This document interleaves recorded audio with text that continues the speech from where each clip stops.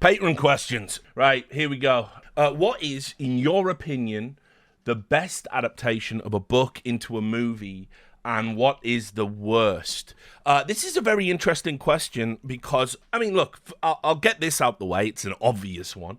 I think the Lord of the Rings books are masterful. I think the way they were brought to the screen, I remember thinking at the time, because obviously I was very much interested in that, I remember thinking at the time, there's no way they'll be able to do it. There's no way they'll be able to bring that world to life. There's no way they'll be able to get all of the story in. They'll probably have to cut all the characters out. Then there was the whole casting, which was like, who's going to be the fucking, play the parts? And when I was adamant Sean Connery had to be Gandalf for some reason. I don't even know why. I don't even think that would have been good casting actually now. But then I was absolutely adamant. Sean Connery, it's got to be Sean Connery. And Sean Connery got ruled out and they cast Ian McKellen. And I remember thinking, he's not got the fucking gravitas to be Gandalf. And time obviously makes fools of us all because now it's impossible to imagine anyone but him having played that role. Actually, just 1 second. I'm just gonna quickly bring this up. So I just want to show you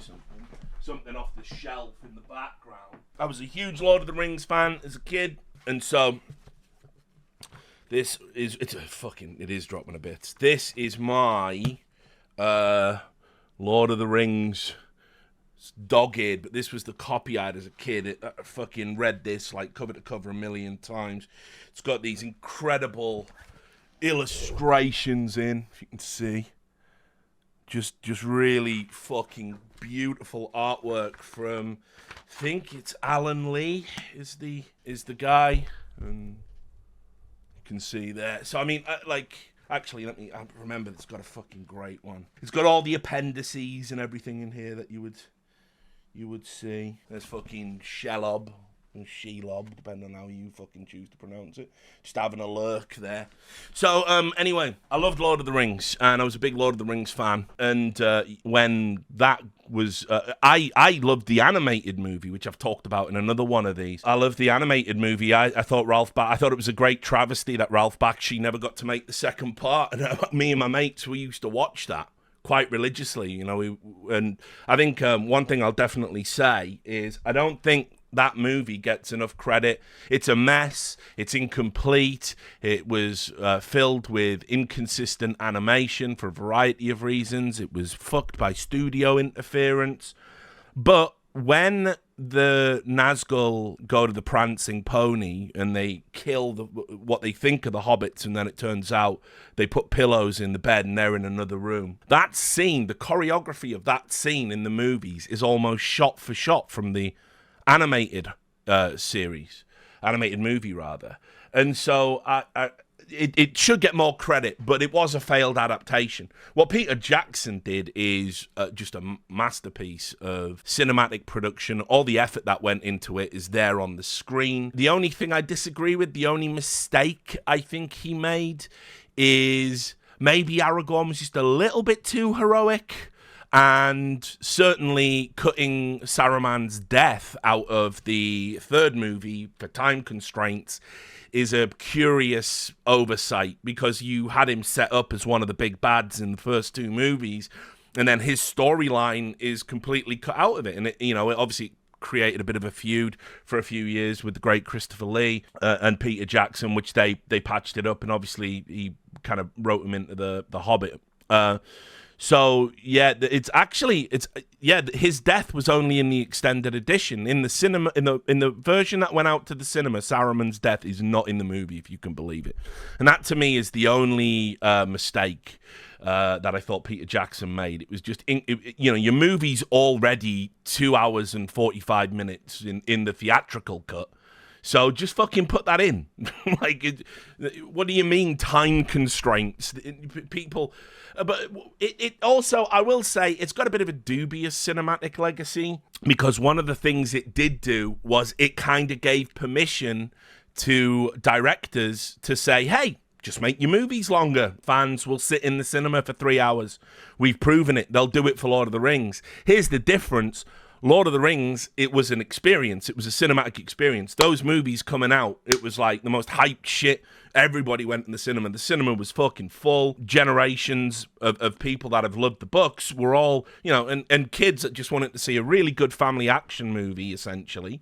They all went, people were queuing up. You couldn't get seats, you couldn't get tickets on release week. That is not the same as Django Unchained having two endings because Tarantino is getting indulgent in his later years. That's not the same as Oppenheimer, which was probably, if we're honest about it, good as it was, 20 minutes too long. And so I do think one of the bad things that came out of the Lord of the Rings adaptation was that, it sort of gave permission for movies to be longer and longer and longer. And now the average, whatever happened to a good 90-minute movie, right? You just go in, hour and a half, you watch it, you fuck off. No. And obviously, the other problem is it gave birth to the Hobbit trilogy, a trilogy that should have never been a trilogy, and films, honestly, that shouldn't exist. Just studio slop. I rewatched them a couple of years ago, and maybe less than, maybe 18 months. I wanted to see if I could have like a reappraisal of them.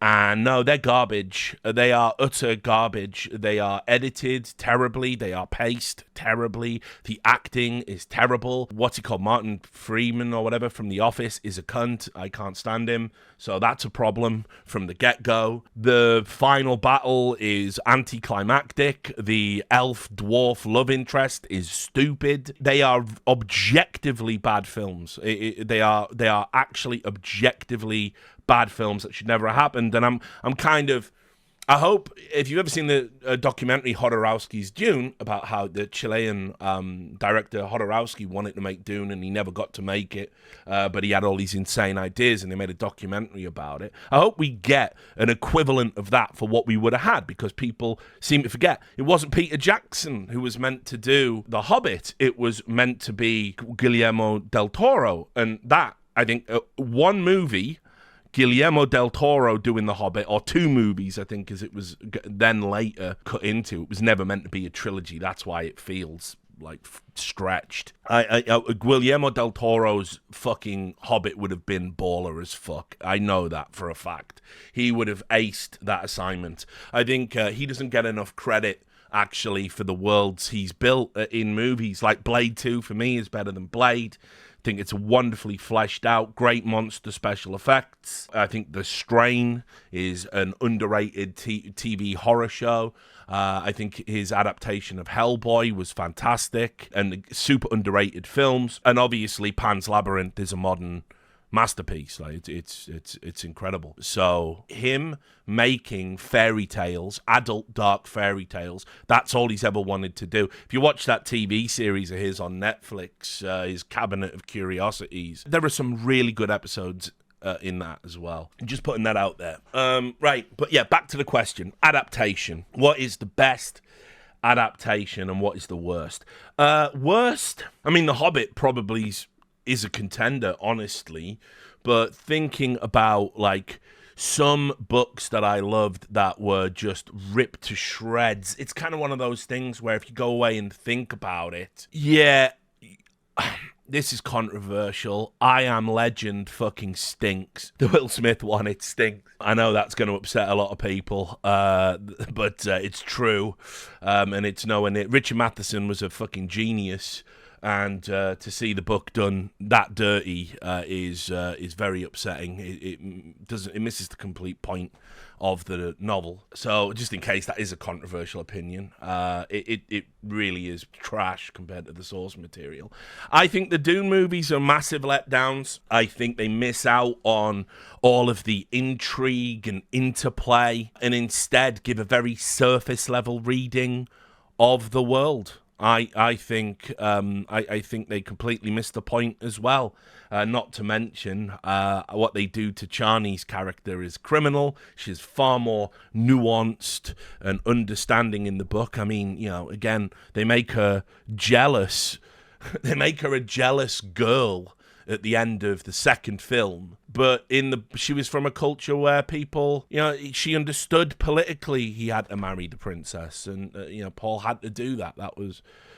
So that was kind of terrible. Dark Tower is a very good shout. The Stand. Stephen King adaptations in general, that could be a subcategory of their own. But Dark Tower is one of those where you want it to do well. You want the source material to be adapted in a good way. It's very imaginative and interesting, and the characters are great, and it's a very interesting world. But ultimately, yeah, the adaptation is dog shit. I mean, like a 2 out of 10 movie, which is crazy. It's got Matthew McConaughey during his renaissance in it, and he kind of stinks in it as well. So yeah, I got a friend.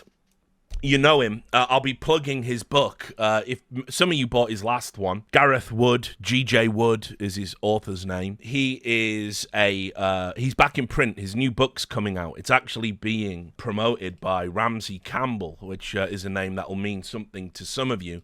And looks like it's going to be a big seller for him. He's got a controversial opinion, which we've argued about for the 20 plus years we've known each other. And that is that he thinks The Shining movie stinks, and he thinks it's a terrible adaptation, and he thinks the book is better.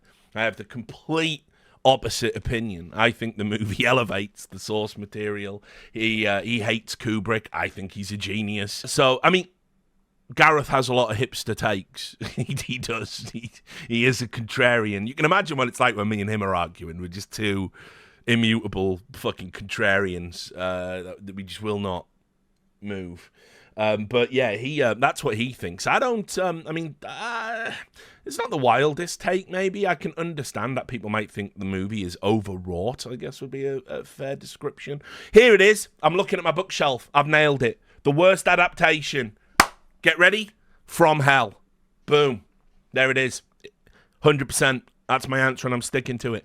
From Hell, the comic is just a masterpiece. Alan Moore tells essentially a history of the creation of London and Freemasonry, and he does it, through historical retelling of the Jack the Ripper murders. It's brilliant, and it's one of the greatest comic books. And again, I shouldn't call it that. Alan Moore would he'd punch my lights out for doing that, or cast a spell on me, whichever way he decided to go that day. But Alan Moore's graphic novel is exemplary work.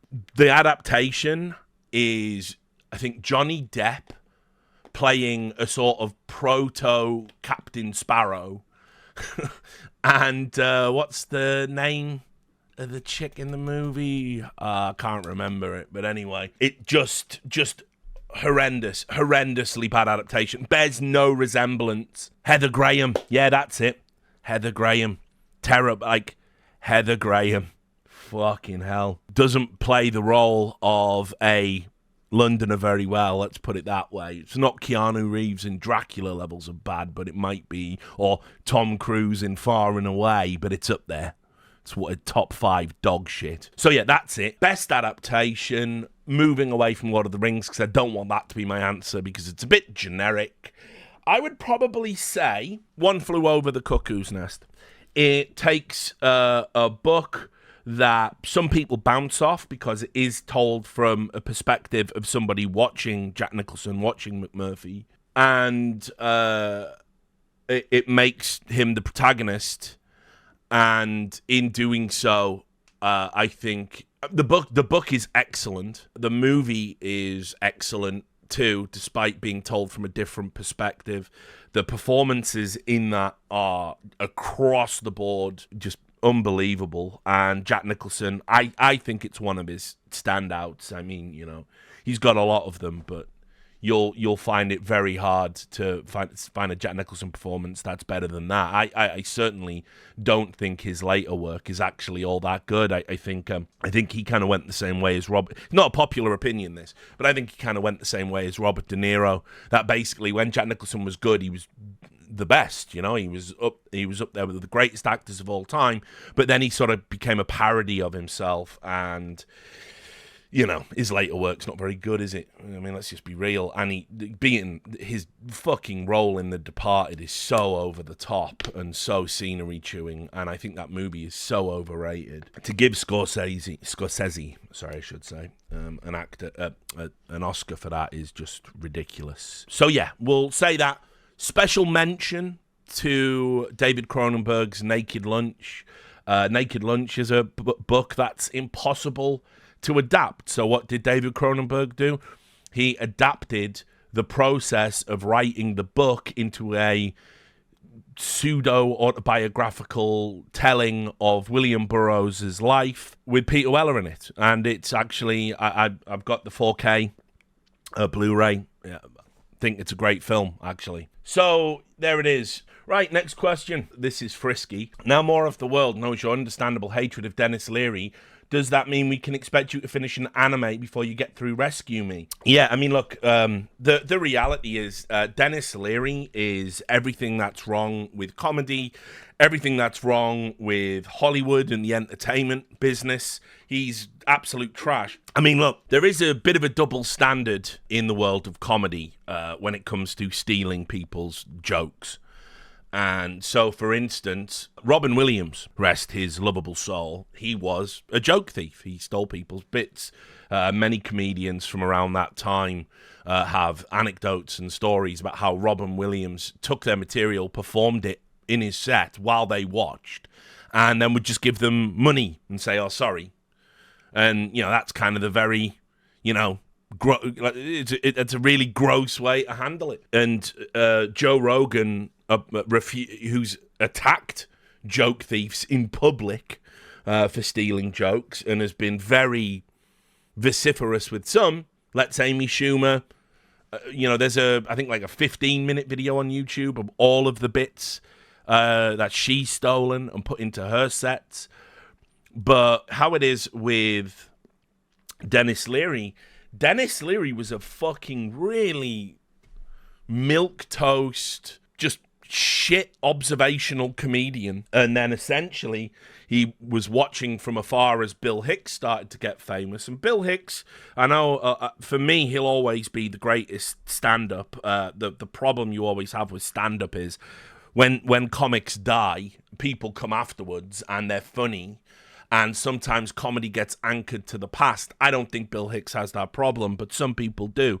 When I see the top 100 comedian lists now, I see people ahead of Bill Hicks that have got no right being up there. And that's my opinion, and I've studied the history of comedy. I think I have very informed opinions about that.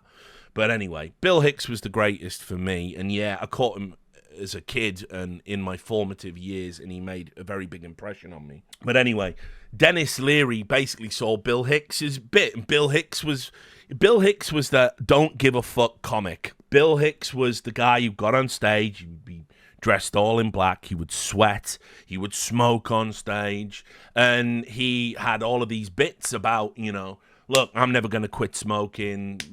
Vices are there. They're a fucking, we should legalize all drugs. Fuck you. Fuck your judgmental bullshit. Fuck all you Christians. It was like that. And, had some unbelievable edgy breakdowns on stage. The Freebird thing that's being referenced there in chat is fucking legendary. I always thought it was fine, but it's not something, you can't even repeat what he says on stage now. Such are the times. But anyway, I always thought he was the best. Now, during that time, Denis Leary suddenly transformed into a guy who would come on stage wearing a leather jacket. He would suddenly have this cigarette affectation, and all of his bits were about, yeah, so what if we're going to get cancer? Who cares? Cancer. Give me fucking 10 tracheotomies and all this stuff. And it's like, hang on a minute, these are just really shit versions of Bill Hicks's material. It wasn't so much he stole the jokes directly. He stole the sentiment, he stole the mood, but then didn't have the material to back it up. It was crazy to watch at the time.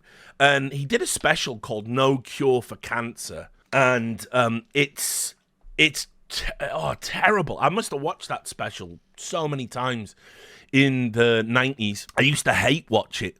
I was such a big Bill Hicks fan, and Bill Hicks was dead. Bill Hicks died of pancreatic cancer. I'm Bill Hicks, and I'm dead now. He really is dead now. Listen, it's a terrible thing to say about anybody, but you took his style, you took his material, you couldn't copy the fucking disease, Dennis. Like, you couldn't go all in, you fucking piece of shit. So I hate Dennis Leary. I hate him with a passion. I can't stand his fucking face. I can't stand his face. I can't stand his voice. His material is ass. That he has been materially rewarded with. I mean, he's in fucking Demolition Man, just doing his stage act. Like, why? He plays a guy who lives in a sewer, and he's like, I want to eat fucking rat burgers, and I want to do it. It's like, fucking shoot me in the fucking head. This is terrible. Bill Hicks would never have done a TV show. He would never have done a sitcom. He would never have done a movie. He would never have done those things. He was, at the time he died, for perspective, but at the time he died, after David Letterman pretty much finished him off in another unforgivable move. Before he died, he was in talks with Channel 4. Channel 4, for those of you who don't live in Britain, back then when we only had 4 channels, Channel 4 was considered the, liberal, intellectual, artsy-fartsy TV station. That's where that sort of stuff got commissioned. And he was in talks with Channel 4 to create, like, this fucking show, which would have been not just comedy, but it would have been, he was going to bring on philosophers and, like, all the great minds of the time to talk around ideas. That's what he wanted to do. His comedy was going to be a way to get, he would tell you a joke, but it was a way to make you think. Dennis Leary, none of that. He doesn't want you to think. He just wants you to belly laugh and ha ha ha, yeah, fuck the government, yeah. It's like ridiculous, So no, I will never watch Rescue Me. And as I've said, I would never watch anime religiously for obvious reasons, but I have certainly watched some anime, and back when anime wasn't teenage protagonist in apocalyptic setting, but is still worried about dating a girl and whether or not she likes him. Before every anime was that, I watched shit like Ninja Scroll, I watched Akira, I watched fucking Ghost in the Shell, you know what I mean? Like, they're good. They're good movies. I used to watch Aeon Flux on MTV. That's just good stuff, So it's not like I'm adjacent. Whereas Rescue Me is fucking irredeemable. You need to be rescued from watching it. Right, back to the questions. Alfredo. Now that we're nearly finished with 2024 and crawling our way through the decade, how much has changed from the 5 years of esports pre-COVID and nearly 5 years post-COVID from a working in the industry perspective? I think one of the interesting things is that the 5 years that we during the COVID years, we made it acceptable to produce shit again. And that was probably a good thing. I hate the cynical lies that everybody told during the COVID era. For instance, one of the lies is that we lost, the league collapsed, or we had to cut budgets because we lost so much money during the pandemic. It's not true. They didn't lose money during the pandemic. We were a growth industry during the pandemics. People were indoors. We had more viewers. And during the pandemic, they all hired people. This is why during the esports winter largely is an overcorrection. It's a correction for overhiring practices because people thought, shit, we're still growing, like, we're recession-proof, we're pandemic-proof. People use that to steal money. The esports orgs that took those PPP loans from the American government are a disgrace. They're a disgrace. The PPP relief program, by the way, I'm not just saying they were the only people that fucking took money from that. But if you don't know what I'm talking about, there was these pandemic loans that the US government gave out, and they were designed so small businesses could make their payroll. That was the whole purpose of them. What ended up happening, a bunch of businesses that are like corporations, and including these esports orgs, then, because legally they could say, oh, well, we're financially struggling as well. They went and dipped into that money, took that money, and then used it to pay their payrolls. And the Overwatch League orgs all did this. Activision Blizzard, by the way, helped sort of point them in the right direction. And I just think that's a fucking disgrace. I mean, that was like one of the most grotesque things. It was meant for like mom and pop stores. It wasn't meant for your fucking cool hipster, we've got 100 employees we don't need, but look, we all sit on beanbags in the office and play foosball in our lunch breaks. It wasn't meant for you. It wasn't meant for you. And all the people that lost their businesses during the pandemic that maybe didn't get enough, it would have been better in their pockets and not in the pockets of this money sink that is esports. But anyway, we cut budgets because we could. We knew people would accept it, and we continued to grow. And then we've only just got back now to production value as a concept. I mean, think about what ESL Pro League looked like. I'll just use them as an example because I'm blacklisted by ESL, so anything I say doesn't matter. Think about what that product looked like during the pandemic and after the pandemic stopped, because realistically, by 2021, it just was something you were going to have to live with. I still get a little bit kind of like, blown away by people like, some people's brains haven't updated to where we're at. Which is, we're on like the fucking 10th wave of this shit. It's just another thing that's out there now. It's just going to get you. It's either going to get you or it isn't. And I think I've said it many times, and I don't care if people judge me for it. People got really fucking stupid during the pandemic. A lot of people got really fucking dumb, and they said dumb things, and they did dumb things, and they burnt bridges for dumb reasons, all because they were trying to fucking outrun a fucking virus that we were always getting more and more information about it. People just went psycho with that shit because the media went full court press. And I hate to say it, but it remains true. The pandemic, the media fear-mongering during the pandemic wouldn't have happened to the same degree if we didn't have in the US Trump and in the UK the Tories, Boris Johnson. It was essential that whatever happened during the pandemic was pinned on them. And so the media had to make it. It's like saying, the fucking death counter. Why isn't it there now? We're still getting vaccinated. We're still wearing masks in public. So why are we not? Why is the death counter not there? And obviously, when it became politically inconvenient to count the deaths and put the deaths on, Republicans or conservatives or whoever it was, suddenly it was just one of those things, and we wanted an amnesty on it. Oh yeah, mistakes were made. I wasn't like look, I got the vaccine. I got as sick from the vaccine as I did from the Delta that I caught after the vaccine. Right, the vaccine didn't do anything for me. I mean, well, unless I ascribe to it me still being alive. Which I'm not too sure. I came pretty fucking close with the Delta wave. My heart rate was 140 constantly for about fucking 12 hours. It was like I was running a fucking marathon in bed. My blood pressure was through the roof. I had a fucking fever that was like, you're supposed to go to the hospital with the temperature I had. And I had a fan blowing in my face and a fucking bag of frozen peas on my head, and I was still sweating cobs. And I nearly checked into the hospital, but fortunately it broke, on like the first 24 hours. So, but anyway, I had the vaccine, not by any stretch of the imagination anti-vax. I think the vaccines were a bit shit, really. Don't think they did too much. Whatever. I mean, good job on getting something out, I suppose. But also, I think they probably saved some elderly people, maybe. I don't know. I mean, look, I'm not a fucking virologist, am I? But ultimately, I think the reaction to, you have to get it, I'm never going to sign off on that. I'm a fucking libertarian. Like, I don't think the government should be able to compel you to do anything, frankly. But, that's not when we start talking about bodily functions. But yeah, so I didn't like that. And I didn't like, and I wore the masks. And I knew the masks were shit as well. These aren't medically fitted N95 masks. The people were wearing crochet masks.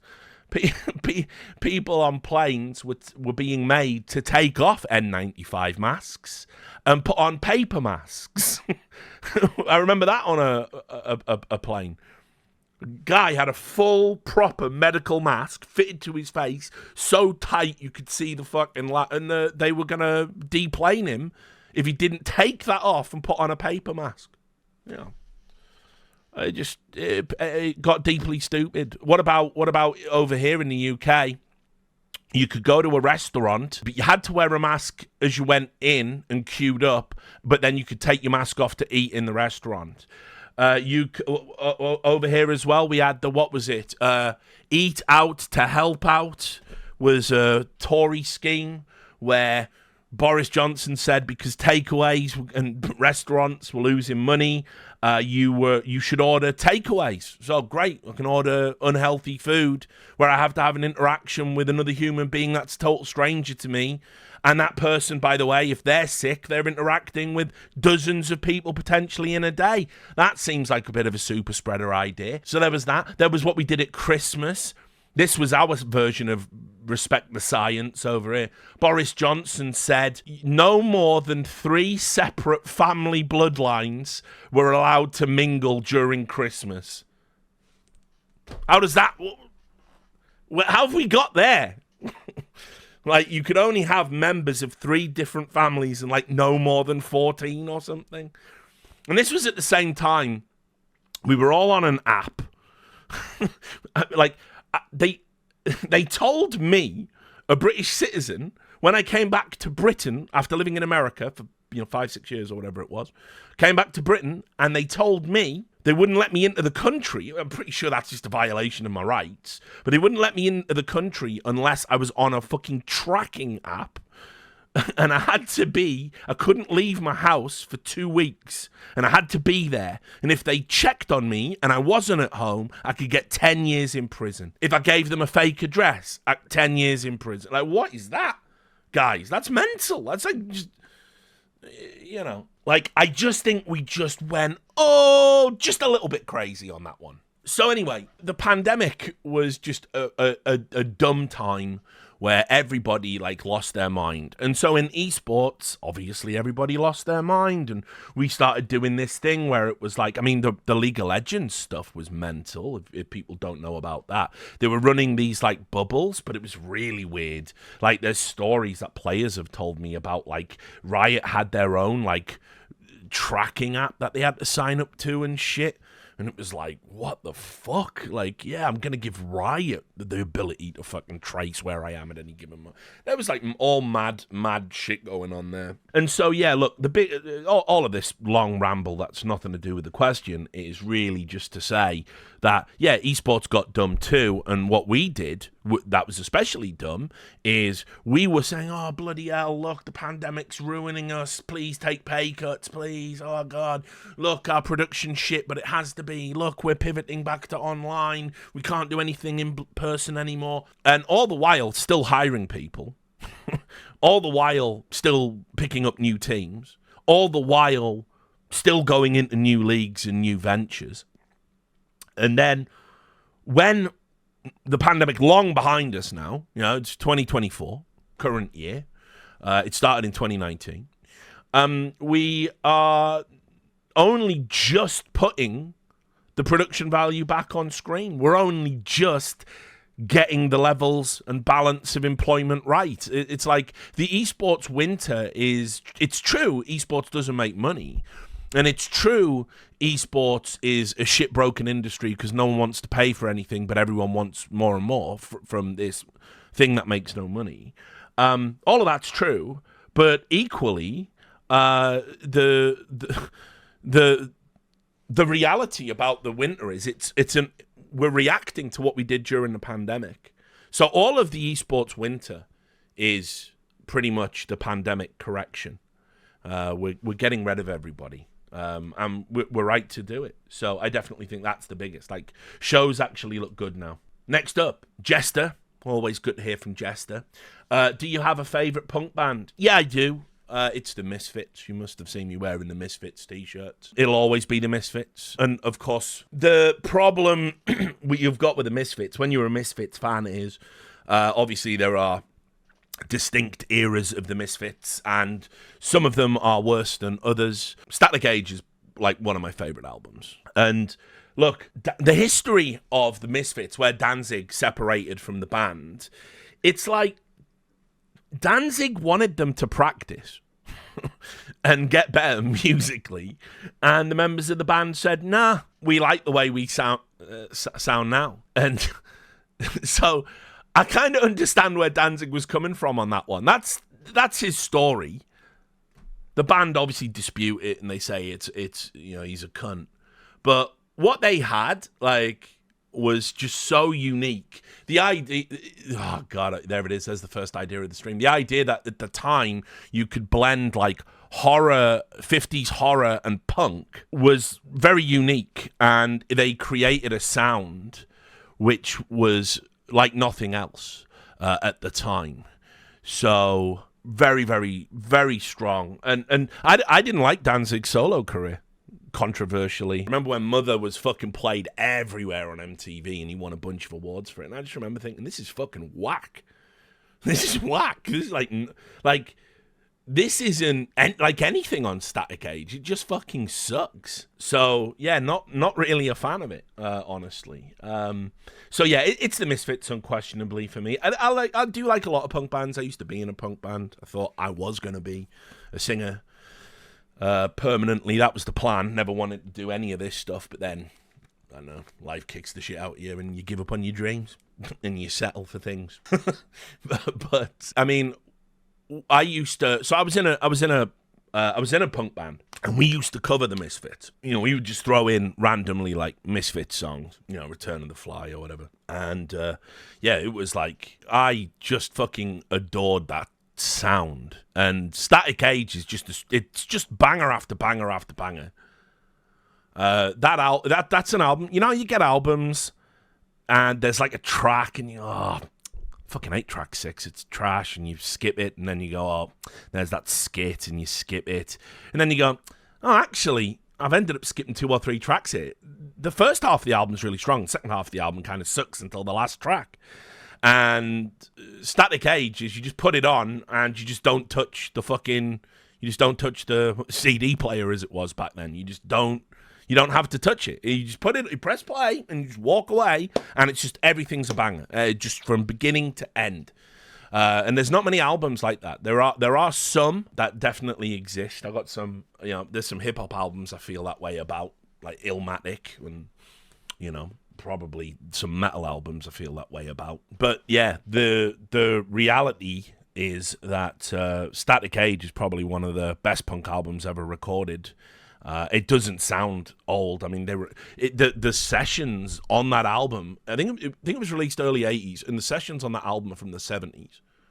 And it doesn't sound like that at all. The sound is so crunchy and just fucking in your face. They sound like a 90s punk band on that record, and it's one of the best. Misfits, not even a question for me. Still listen to them all the time. This is a question from, it's either 2 Pound or 2 Wheels or something with a 2 in it. As the esports Stuart Lee, what's your opinion on him and his style of comedy? Obviously, I love Stuart Lee. Stuart Lee is one of my favourite comedians. I've definitely incorporated some of his syncopation into some of the bits that I do. It's definitely there. I think when I'm telling a joke about esports, I'll set it up like Stuart Lee sometimes. The way Stuart Lee will do a joke, you can't really reduce his style to sort of one thing. But one of the things he will do is he will do a sort of precursor setup that you don't realize is the setup for a joke that comes later. And then he'll say, for instance, he'll do a bit on how observational comedy is shit, and then he'll do a bit on how people talking about political correctness gone mad, and how comedy is kind of they call it punching down now and all that, and he talks about that. And these are all just astute, references to the history of comedy itself. But then he will do a joke, and the joke will be like, a black man, a Jewish person, and a Chinese person walk into a bar. What a lovely example of an integrated community. And so it's like, that joke is funny in and of itself because it's a subversion of a type of humor, but it doesn't exist in the vacuum. It's specifically referencing the things he set up in the show, so it resonates a little bit more. Also, he's the only comedian I've ever heard talk about Brechtian alienation as a performance strategy, which is fucking crazy. The average stand-up doesn't know about that. So it's a thing called the distancing effect, and that was the alienation effect is the term Brecht used, and it's described thusly. It says, when you perform in such a way that the audience is hindered from identifying itself with the character in the play, acceptance or rejection of their actions and utterances are meant to take place on a conscious plane instead of, as hitherto, in the audience's subconscious. So he uses that in his performance, and it's definitely there. He a typical trope of a Stuart Lee show is he creates. He starts adversarially with the audience. He'll tell a joke, and he's waiting for which joke it is. It will be different in his sets. I've seen him live a number of times, but sometimes there'll be a joke that doesn't land, and this is when he'll start to segue into the adversarial nature of the attacking the audience. He'll say, "Oh, not a big laugh for that one." Well, I'm just saying the reason that joke is funny is this, and you are going to have to raise your game because people do come and they do enjoy me, and you're not intelligent enough to appreciate it. He sets it up like that, but then he divides the room, and so if there's a bigger laugh from one section of an audience, he will then specifically reference that and kind of turn the audience against itself to create this very awkward environment and this nervous laughter. He's got a new special coming out soon. I saw him touring for that. I saw him in Malvern, which I think is where he lives. I think he lives in Malvern. I certainly, when I was in Malvern, I saw him at a bookshop. There's a great second-hand bookshop in Malvern, run by a wonderful lady, and he was there, and I didn't say anything because it must be, I doubt very much he's that kind of guy that would appreciate some dickhead coming up to him and going, "I really like your work." And I saw him doing this set in Malvern, and he does an exceptional bit about J.K. Rowling and her opinions on trans people. It is so smart. It's the best joke. I remember coming out of the theatre after I watched him, and I remember thinking about when I did the review of like Ricky Gervais and Dave Chappelle and their kind of jokes about trans people. And I remember what I said there, which is like, there's probably some really funny stuff that can be, written about the trans experience, but it's not going to come from Ricky Gervais, is it? And Stuart Lee might have wrote one of the funniest jokes about the trans debate that's been written thus far. And just to give you the basic premise of the bit, he talks about like how he would never get involved in anything to do with the culture war. He goes, "Listen, I've got kids that go to school. These people are nutcases online. Everyone gets really super offended and overzealous about that stuff. So I'm going to stay away from that. I'm not going to do anything about that." Right? And then he proceeds to do something about that. He does a bit where he goes, J.K. Rowling, beloved children's author, she obviously had some views on trans people and how you aren't the gender that you identify as. And not a little known fact is that J.K. Rowling wrote a number of books under a male pen name where she assumed a different gender identity for the purposes of fitting into society in a way that she felt comfortable with. And obviously I can't do it justice because I'm not Stuart Lee, but he just does that. He does this bit on using that information as a riff on who she talk about identity when she has used, she has assumed a male identity for the purposes of selling books. And it's just so fucking smart.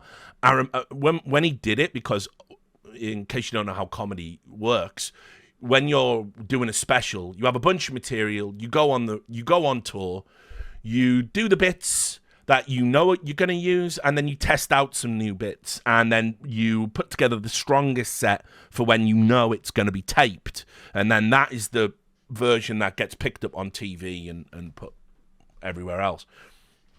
And anyway, I remember being in that room, and the fucking audience were so nervous, they didn't know whether they could laugh or not at that. And he must have loved it. He must have loved that reaction. And he was just there. He just let it sit for so long, excruciatingly painful, like just nervous. Like, I don't know if I can laugh at this anymore. And he's going, well, no, you see it, because I wouldn't tell a joke about that. You see why? This is why. It was just really good. And so his new special is going to be out soon if it isn't already. I strongly urge you to go look at it. And I think if you are somebody that has maybe been a little bit disappointed with, because I was, these last two that he did for the BBC, which was, what was it? Was it Blizzards? Was it Snowflake and Blizzard or something? I can't remember. But anyway, he did two back-to-back specials. He recycled some material in that, and they weren't very strong. But if you want to watch quintessential Stuart Lee, Carpet Remnant World is brilliant. If you'd like a milder comedian, Please Ask for One is also brilliant. They're probably his best two specials. For me, I'd put him. He's on the Mount Rushmore of British comedians, unquestionably. He's got his own style. Everybody, all the other comedians love him, but no one is intelligent or as well read as him to copy the style. So he's one of those. Everybody watches him, but nobody can copy him. And he's on that Mount Rushmore of British comedians for me. He's up there with Billy Connolly. I'm going to be devastated when Billy Connolly dies. He's just recorded something on the BBC.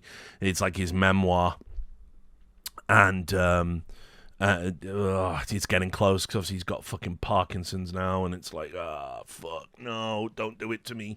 Billy Connolly, growing up, huge fan of him, and we are getting to the end there. But yeah, I mean, Stuart Lee is one of the greatest British comedians, and therefore by extension one of the greatest comedians of all time. Question: have you watched What We Do in the Shadows? And if so, what's your thoughts on the show? I'm sorry to do it to you, Tyler. It was recommended to me. All my mates love it. They love the movie. They love the series. They love Flight of the Conchords.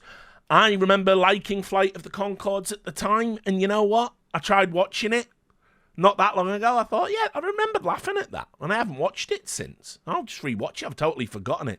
I watched the first episode, and I went, how the fuck did I ever find this funny? This is trash. Off it went. I guess I've grown to despise musical comedy and silly songs. And so I know it's the same guys and I know it's the same things, and I just can't handle it, actually. So I haven't watched it, and I don't think I will, even to answer your question. So sorry. Also, this is a controversial one. Matt Berry, who I understand is in it, I am kind of a bit sick of him. Loved him in Dark Place, one of my favourite comedies of recent years. Relatively recent years, I should say. He's probably about 20 years old, isn't it? But I loved him in that. You and him were buddies. It's brilliant. Hilarious. But now it's like he's just deep voice guy in everything he does.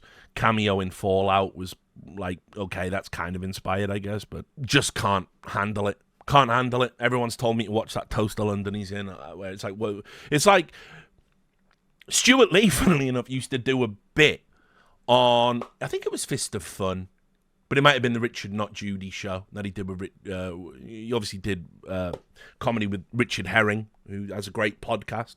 If you ever want to listen to him, Stuart Lee's been on it a number of times, I believe.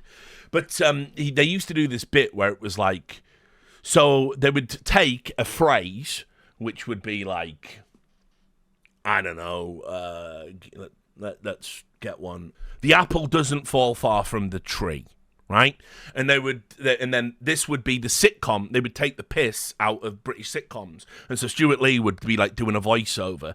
New sitcom on BBC, The Apple Doesn't Fall Far from the Tree. Ian Apple and Ian Tree work in the Forestry Commission. Like, one is a spherical object, and it would go on like that, right? It would be, to show kind of how pathetic and uninspired TV programming was at the time. And I kind of feel like Toast of London, because he play a guy like Ian Toast and Ian London. It just looks like that garbage. It looks like the stuff that Stuart Lee used to parody on fucking Fist of Fun back in the day. So I can't do it. I just think Matt Berry's become this sort of like ubiquitous go-to guy who was never really that funny. And if the funniest thing about you is your voice, yeah, I'm kind of over it. Controversial, but yeah. Oh, jerky. Favourite skateboarder? Is that a thing someone should have? Favourite skateboarder? I mean, I did used to watch all the Camp Kill Yourself stuff back in the day. Having the CKYs and all of the fucking spin-offs on VHS at university, that was the shit. We used to get fucking high and watch that non-stop. But I couldn't answer the question intelligently now.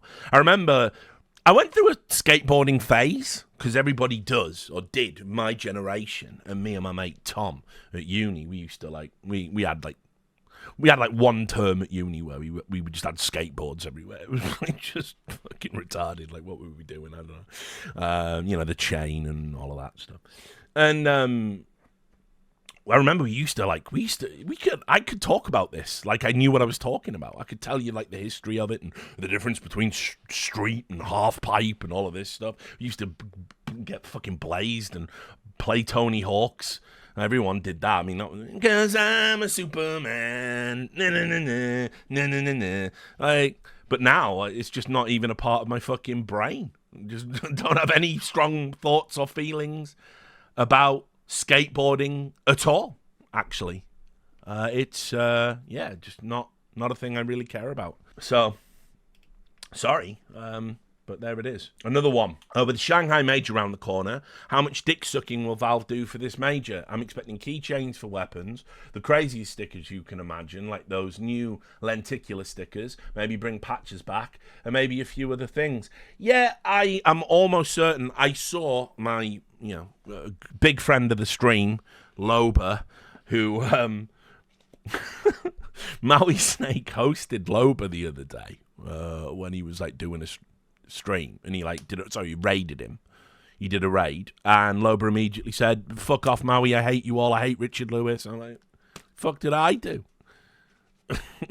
And so Maui's found out the hard way that the guy he's just fucking gone. Like, there's just nothing there. Just ultimate brain rot, if he had much to rot in the first place. But anyway, he said that an operation is coming in September. Now, it's probably clickbait bullshit, and I can't believe he has any kind of insight or intel or connections with Valve to know those kind of things. I obviously do. I haven't heard anything, but then it's not the kind of thing I would be interested in or look into in the first place. And so it kind of feels like clout goblinry. But I will say, Valve would be fools not to put out some type of content, some type of purchasable content for the major. It's a license to print money. They like money. I think Perfect World, who are their partners, will want content around the major. It's all got to be Chinese approved.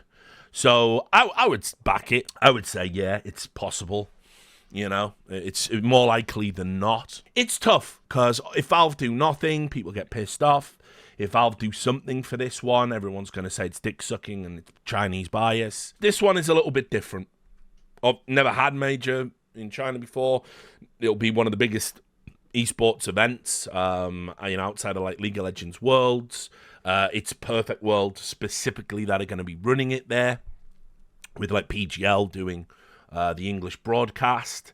And so I think ultimately There will be maybe not an operation, but I think the stickers will be fucking baller. I think there'll be a new feature added, not gameplay wise, but to content and cosmetic wise.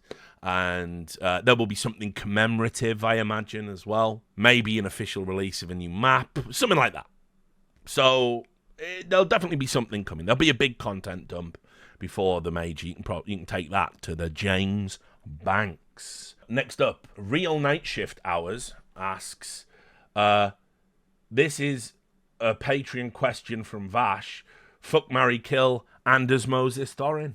I mean, I'm not going to answer that because it means I would have to kill somebody I'm friends with, and I'm not going to kill any of my friends. So, as an abstract, it's fine to ask it about like celebrities that I don't know because we tacitly know.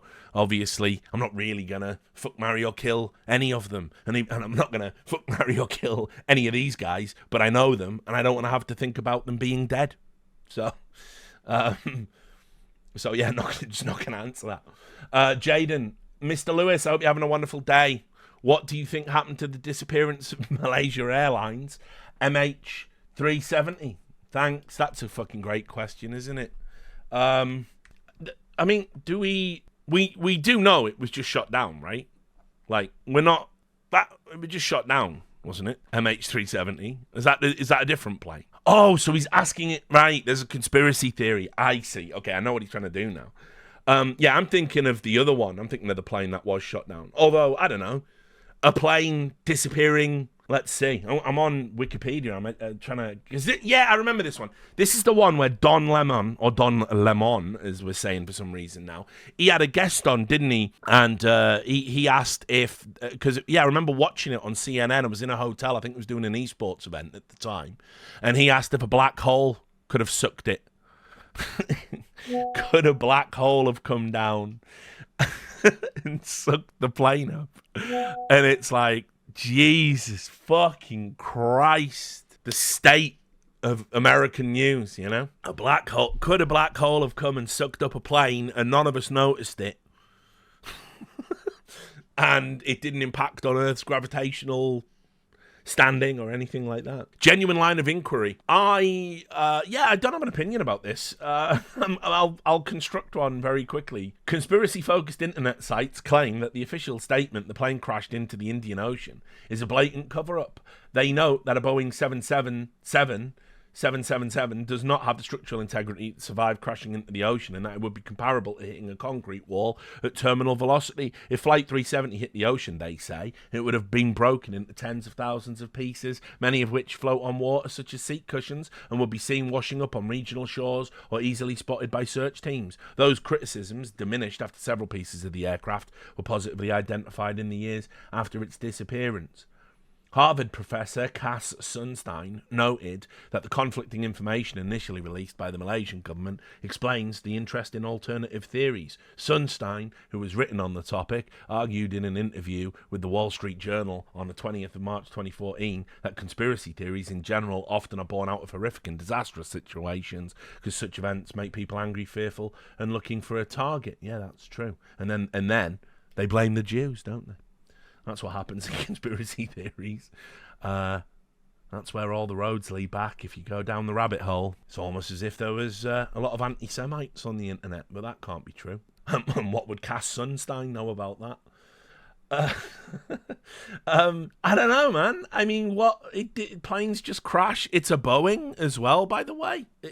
I think we know now, yeah, them Boeings ain't what they used to be. So I don't know. Probably just crashed. I mean, whenever planes crash, it's two things, isn't it? It's mechanical error or human error. And most of the time it's human error. I believe that's correct. And so the pilot fucked up, probably banked too hard, and that's that. But yeah, in retrospect, I'll commit to the idea it was probably shot down by the lizard people for reasons. No, I just don't know. I don't know. I remember the coverage about it being deeply stupid. There was another news channel. Who was it? Yeah, this was it. The daughter of a famous American evangelist said it was raptured. Fucking raptured, guys. They said it was raptured. And it was the first of many, many such cases. So, but yeah, no opinions on that one, I'm afraid. Sorry. These last 3 questions haven't been as thoroughly answered. Jester with his second question. This is his previous one was last month. Which is more of a... Oh, it's more of a joke than a question. With you doing more events and esports taking a more fun trajectory in 2025 onwards, is there any chance we'll have a werewolf break at a PGL event?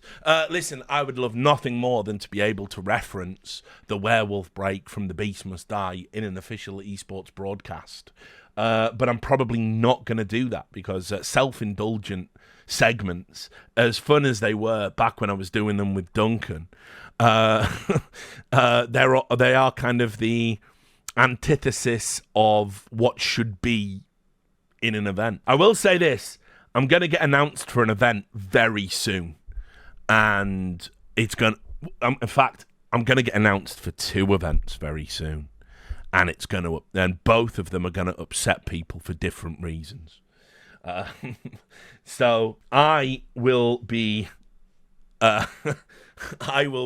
bringing a certain style to a game that's never had it before, and I will also be getting the band back together for the spiciest desk in esports soon.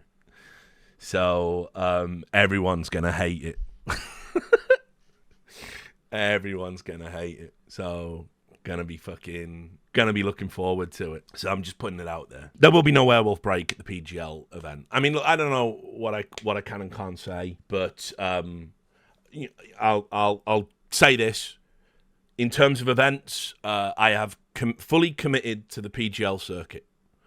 And they announced recently, they're doing events in Astana and, all over the world. There was one in Brazil, which...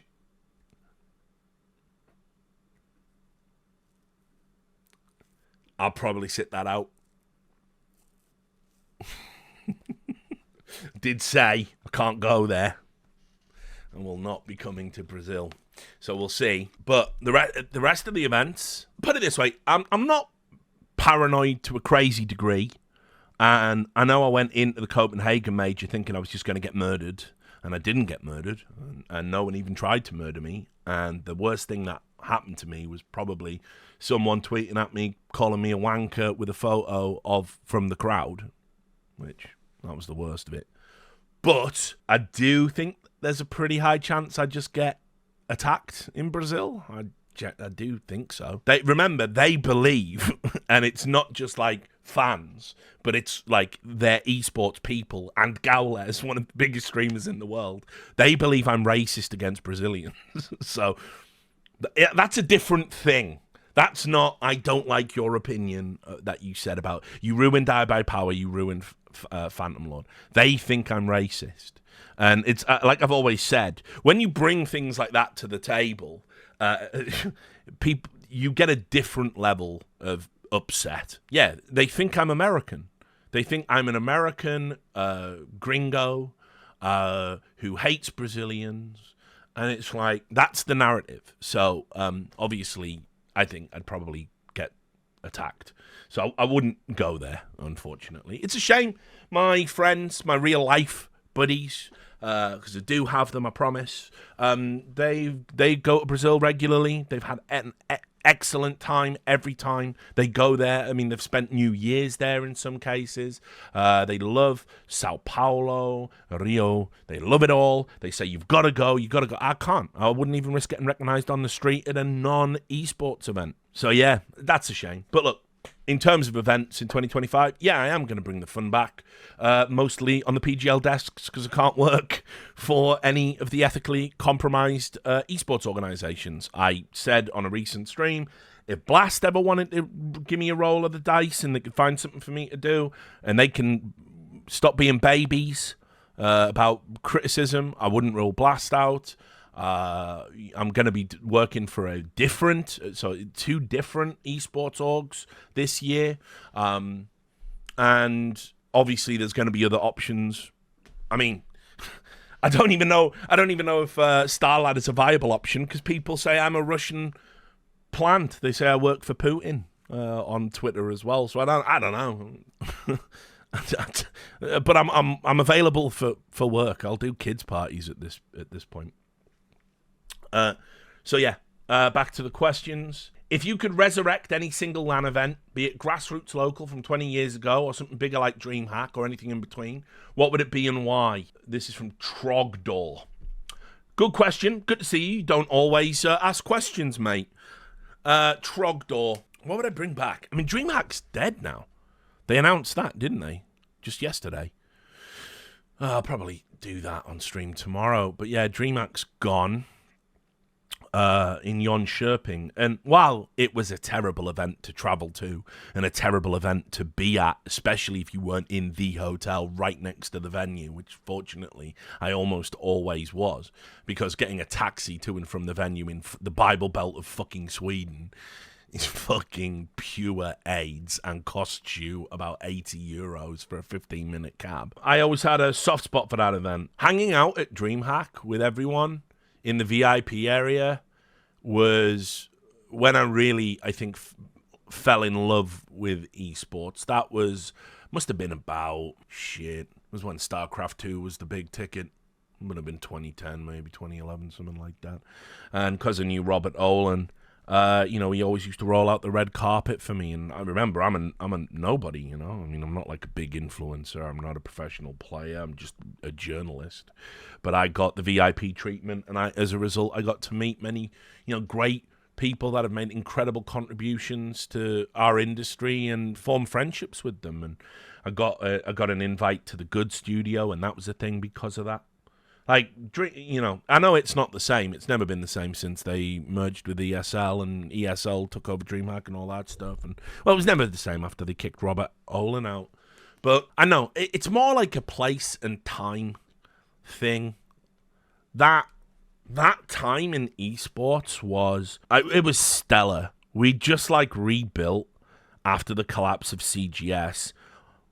All of we'd had the global recession. Anyone who was left in esports in 2009 was hardcore. They loved it. They loved the space. And then 2010 come along and we started getting cool shit like YouTube and fucking Justin TV and Owned. And then new games, the new generation of esports games coming out, League of Legends, obviously, StarCraft 2. Call of Duty was popping off. CS was kind of in that weird pre-CSGO stage. It was the end of 1.6 and everyone kind of knew it. Rebuilding esports at that time was actually fun. It was fun. And it felt like we were going to be big, and it felt like we were going to a good place. It really did. And watching everybody grift for fucking StarCraft 2 was a little bit nauseating. People who'd never watched a game of Brood War in their life suddenly saying, and, some bad things came out of it. It gave birth to the fucking esports diva. That era was insane for that. I couldn't believe it. But in general, everyone at that time there wasn't any esports tourists back then.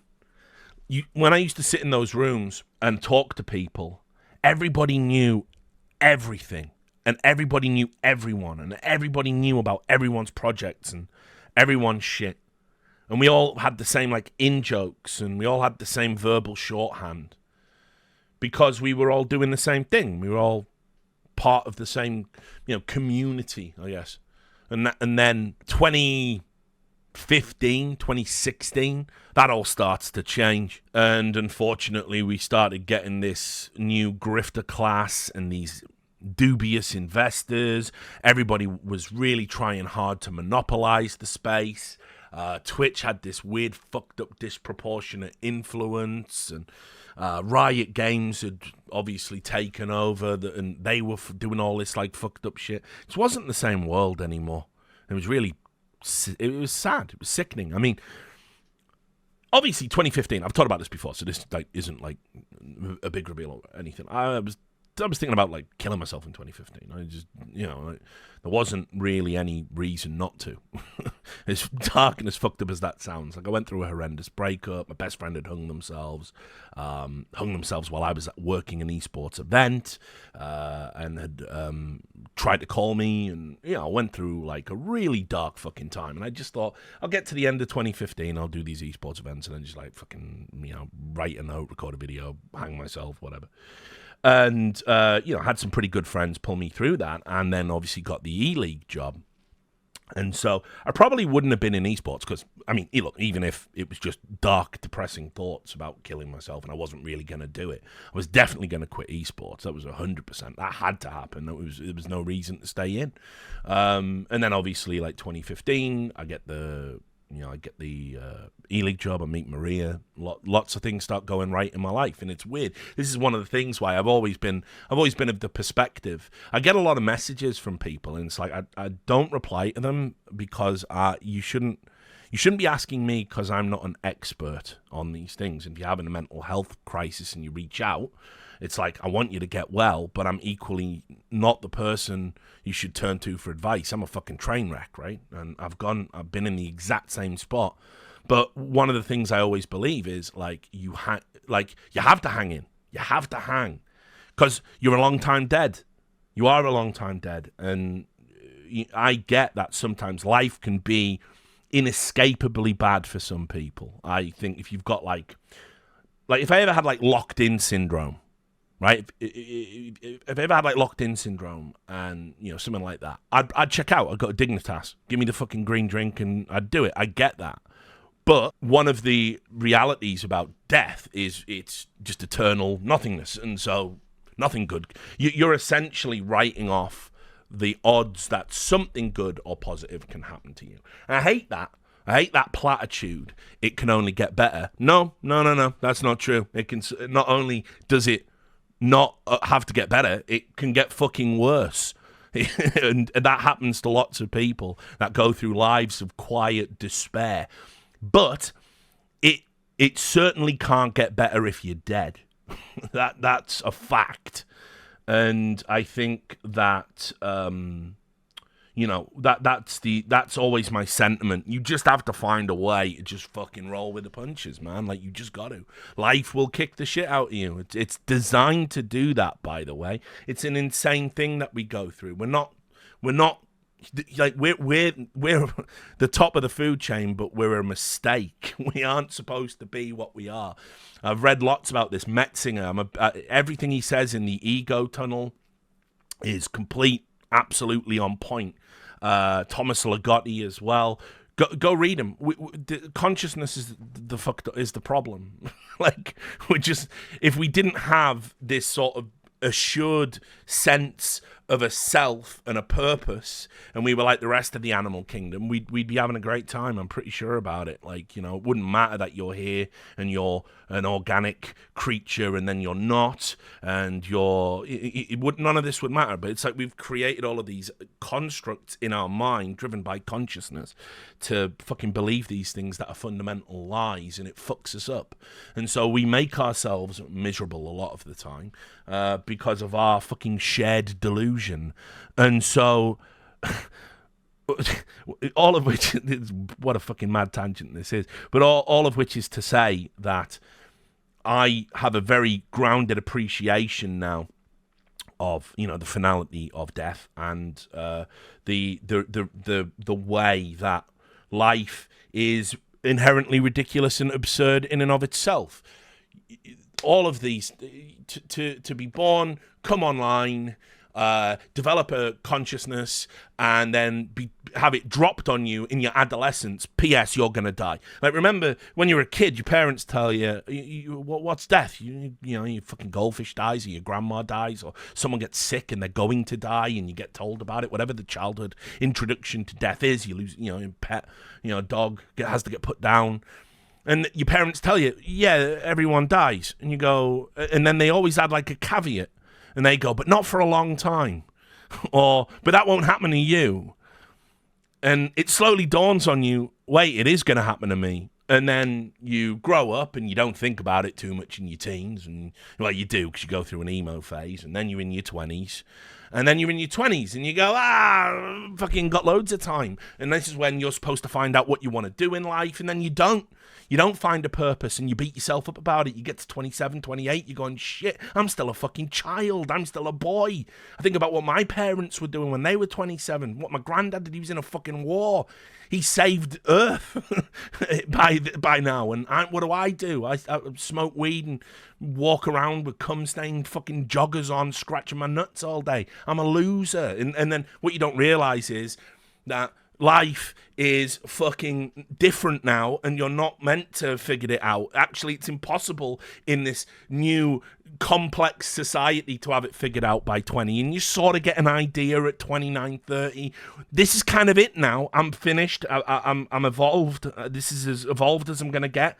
Whatever I'm committing to now, I'm running out of time. The fucking runway I'm running out of runway. Like, this is it. Like, I've got to land the fucking plane now. This is it. So you land the plane, you land the metaphorical plane, and now you're in your 30s. And you go, actually, 30's not so bad. I don't feel any different. It's just like an extension of your 20s. And people live longer, actually, don't they now? So 30's fine. And then you get to like 34, and that's when it starts. And you go, oh dear. I can't get into them jeans anymore. I don't bounce back. I actually blow up when I have a meal now. I've got hemorrhoids now. I've got all these health problems and my back's fucking killing me. What's going on? Right?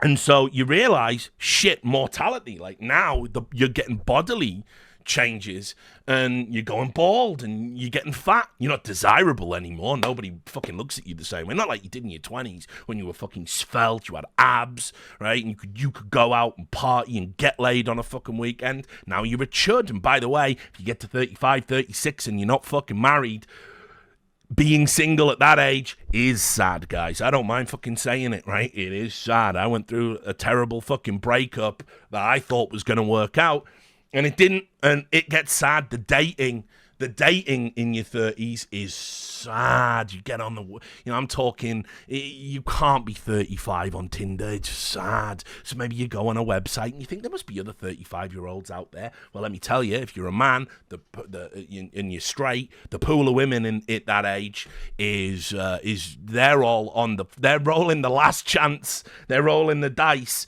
Biological clock ticking away. They're in a more sad position than you are. You just want to feel alive again. You just want to have a fucking bunk up. You just want to feel like you did in your 20s. You just want to feel the curious, giddy fucking rush of seducing someone and feeling sexually attractive one last fucking time. But you can't, by the way, because it's the last dance. It's 10-3. The nightclub's kicking out. And that's where you're at societal-wise right now. So eventually, you'll probably pair up with someone or settle down, or you won't. I don't know what's worse. And then 40 just comes out of nowhere, like a mugger in an alley. Bosh, hits you over the head. 40. Well, that's it. I remember when I was 20, I used to think 40-year-olds were old. I had relatives that died. I'm older than them, right? I'm older than them. And so so now you're looking back and you're looking at all of the pieces in your life and what you did and what you didn't do. And the 40s, that's just this is the start of the midlife crisis. This is about fucking regret. This phase of your life is about all of the mistakes hitting hard because you live in a reality constructed not from your successes but from your failures. And you have to remember it every single fucking day. And you're reminded of it because these are the places you operate. Now, I ain't got too much perspective on 50s because I'm not 50, contrary to what Rocket League players say. But I've got some insight. I think the 50s are probably when you try and convert affluence and status into that one last roll of the dice. 60, mentally, we all know 60 is old. 50, man, George Clooney's in his 50s. Yeah, he's still sexy. He's still got it. That's probably when all the manifestations of the guilt and the regret and the horror and the misery of your 40s manifest into something, I guess, vaguely positive. Sad, because everyone's looking at you and they know it's fake and they know what you're doing. Right? But what I'm looking forward to is 60. I don't want to rush there, but the option is death. The alternative is being dead. It seems at about 65, you have this inherent, it's like you just hit a Zen state. You just hit Zen and you realize, I'll be dead soon. 7 years. It doesn't matter. I can say what I want. I can do what I want. There are no constraints. This was all an illusion. Maybe I did try a bit too hard. And suddenly you start to feel like the little moments matter a bit more. And the things that you prioritize and the things that you treasure, you do more of them. You do more of them. You're retired. Who gives a fuck? Becomes about something else. And then the horror of being infirm, 70, every day could be the last one now. Imagine you're living on your fucking tiptoes in the corner of your fucking eyeballs. And all you really want to do is just have someone there, I imagine. That was always the saddest thing. I had a girlfriend who used to look after the elderly. And they would, she said when sometimes they would die and they would ask for relatives and they didn't get there. And they died with strangers. And that's it. And that's life. It's all a joke. It's all a joke. The best thing you can hope for is a family member being around to hold your hand while you die. And you know what? In that moment, before you take the fucking fractalized DMT trip into deconstructed consciousness, that is death, that'll feel really good. That'll feel better than anything. So there it is. Now, all of which is to say, if I could have any land, if I could have any land brought back, I would definitely go back to that time, because that was the time for me when I was in that 20s phase and I was surrounded by people I admired and looked up to, and who conversely admired and looked up to me, and it felt like there was possibilities. It felt like I hadn't made the mistakes. It felt like I was going to go somewhere with it. And then I didn't in 2015, and then I did again at E-League, and then obviously terrible things happened to me after. So right then and there, being in that DreamHack VIP room with In Control and Too Good and Total Biscuit and Robert Olin and all the fucking, commentators that I got to know down the years, it was great. Like, meeting Anders for the first time, Semler. Everyone was having so much fun back then, Like, everyone was so happy. I look at how depressed and, like, different and mean and bitter that, like esports itself was like a malignant poison that we were all passively absorbing through our fucking skin. It's changed a lot of people in the industry I like. And, some of them I don't talk to. Some of them I still do, but it's like, I know that they're not the same person, that this industry has done things to them and it's changed them. And it's, it's sad. Back then, everyone had a smile on their face. I mean, for real. It was always fun. So yeah, right then and there. It's that glorious moment of a false belief in infinite possibilities before reality intrudes on your positive thoughts. Yeah, okay, great segment. Love that question. Thank you. On to the next one. What are the 5 greatest things about being Welsh? Sense of humour. Sense of humour is paramount to Welsh culture. I think we have a wicked sense of humour, culturally speaking. I think Welsh banter, it is the harshest type of banter, but it is all done from a loving place. I love our appreciation of our own history. I love our dedication to the working class values that you will never get rid of that in Wales, by the way. The working class Tory was such an English thing. Was such a London thing. Such a, it happened in the Northeast too. I was around for it. But the working class Tory, you didn't get the working class Tories in Wales. Right? It didn't happen. Wales is like a time warp. That's another thing I love about it. Community. You do know your neighbours in Wales. I don't know my neighbour. You do know your neighbours. You know who they are, what they're about, for good or ill, whether you like them or you don't. You know who they are. Wales is still like it's like 70s, 80s Britain still. Now you can knock on a door. Not everywhere. Some places are terrible and rough. But I mean, look, I lived in Sandfields, which is a notorious estate in Port Talbot. It's where Sam's from as well, I believe. And you get told all of this stuff externally, like you read about like how Sandfields is like, oh, it's this day, everyone's getting stabbed and burglaries and all of that. But then you open your door and you go, you all right, Di? How's it going, bud? You all right? Yeah, all right. Down the fucking 4 winds tonight, or what? And then you're off. Community, it's like it's weird. It's a place where you can still knock on a door and ask for a cup of sugar if you needed one, or a tea bag.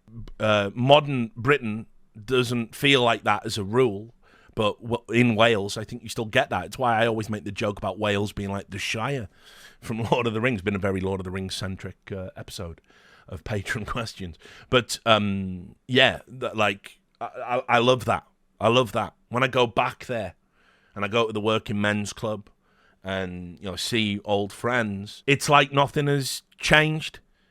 Sometimes in a sad way, but sometimes in a happy way. So yeah, sense of humor, working class values, a sense of community, songs. We love a song. You won't find many bars that don't offer karaoke as a form of entertainment in Wales. Simple as that. It's part of our culture. We love to sing. We love poems. We love riddles. We love all of that stuff. And for 5... low key, our mythology. I tell you, go out, get yourself an audio book of the Mabinogion and listen to it. Our flag is pretty baller as well.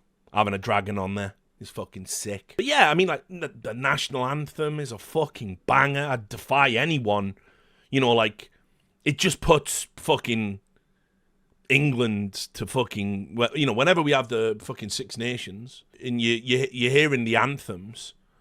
Like, England's is the worst out of all the countries. Like, they've got to write a new one. It's fucking pathetic. Fealty to the monarchy. And then it's like, you listen to, like, Flower of Scotland, Land of My Fathers. It's like, it just doesn't fucking measure up, does it? So, the Welsh, man, got so much. The language, not a fan of it. The language, definitely not a fan. And all of North Wales can fuck off. So there you go. All of North Wales can fuck right off. South Wales, no, South Wales forever. No, I'm just kidding. The real South Wales is the real Wales. Next up from Cullapora J. How long do you think before they exhume Thatcher so that Boris Johnson wears her face so he can go on to unify the Tory party so they can truly enact their cut VAT and kill the poor policy? This is a bit mental, isn't it? This is a schizo question, isn't it? We had to get one. We get one every episode.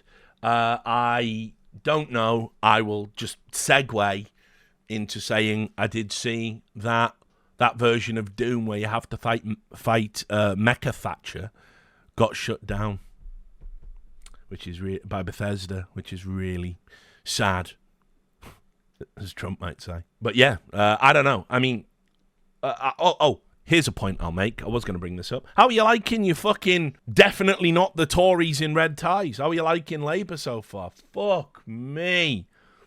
I told you, not only would nothing change, I told you it would be a continuation of dog shit. I told you all. It was there. Yes, obviously the Tories had to go, but fucking this first, what's it been, like 6 weeks in charge?